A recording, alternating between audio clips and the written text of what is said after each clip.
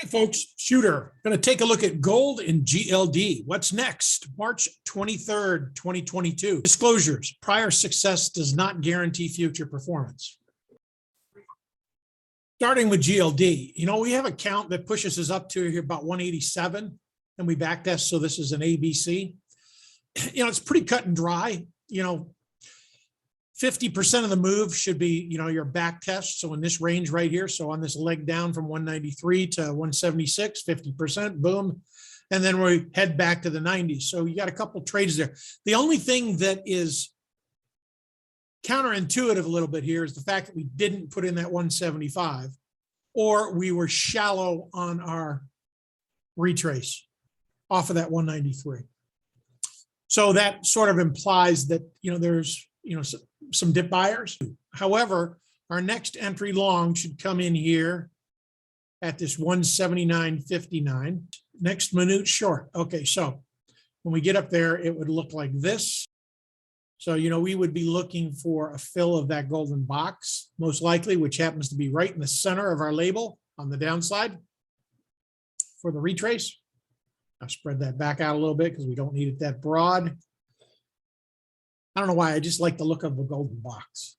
I don't know. I like Kirk's theme of that. It makes me feel rich. At that point, so I think we put in this 181.64 and then back test that 179 and then head up to that 187. So about $8 there. Let's jump over to gold. Now looks just as good. It looks to me like we break out here. So your next minor wave might be in, but I doubt it. It's going to come in on this one if I can get it to pop. Hold on, let me come down to the 90 minute because I can't see that. No, it's in. So buy the breakout because your next entry long is going to be way over here. So I'm going to just throw another breakout line in there so you guys can see where that's at price wise. So where is that wick on that close 15 days ago? So you can either buy now or add if you're not in it. So 24.63 should break out there. And then head for the second breakout line, put in our 3, and then our back test is there off of that 25.63. Let's jump back out to the daily to give you a little bigger view of that.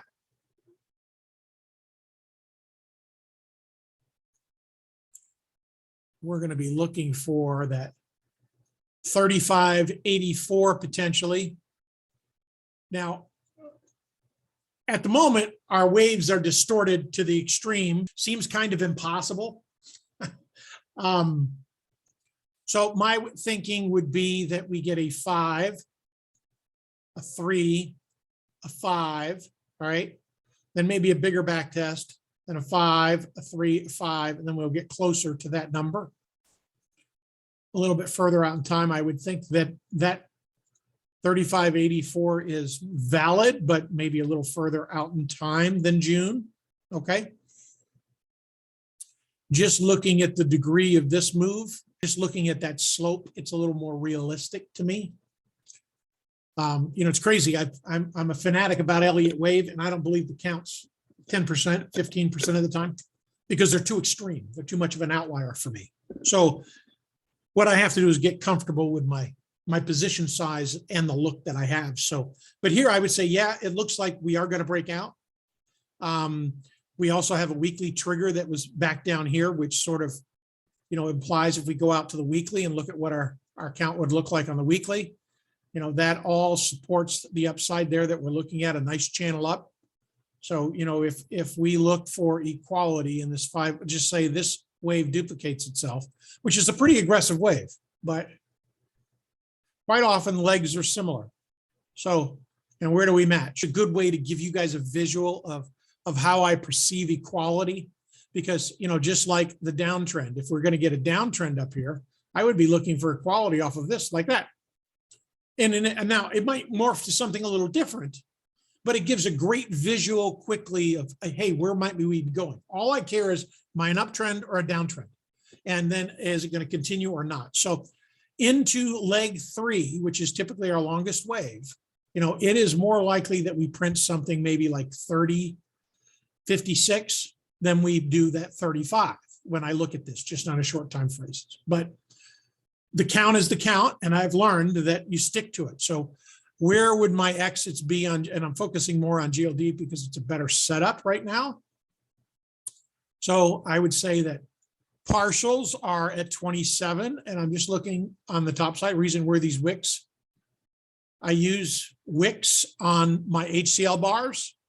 Basically, they're the close of the day, so good spot to take partials is 27 and 29 to the upside. So, I mean, if you came in here, we're at 24.